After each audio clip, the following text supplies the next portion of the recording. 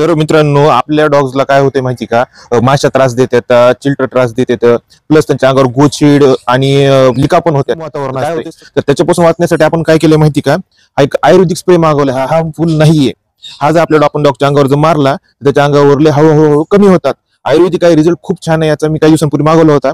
तर आता करायचा, यूज कसा करायचा, हा स्प्रे घ्यायचा आणि आपल्याकडे असा एक पंप असायला पाहिजे. याचं नोझल काढून घ्यायचं आणि 1 लिटरला 30 ml असा याचा फॉर्म्युला आहे. तर हा 2 लिटरचा स्प्रे आहे. आपल्याकडे आता 3 डॉग आहेत. तर आपण त्याच्यामध्ये आपल्याजवळ एक 10 ml चं जो हे आहे ढक्कन आहे, याच्यामध्ये आपण हा स्प्रे भरून घेऊ. हे आपण फ्लाइट स्प्रे टाकलेला आहे. तर आपण याच्यामध्ये आता भरतोय पाणी.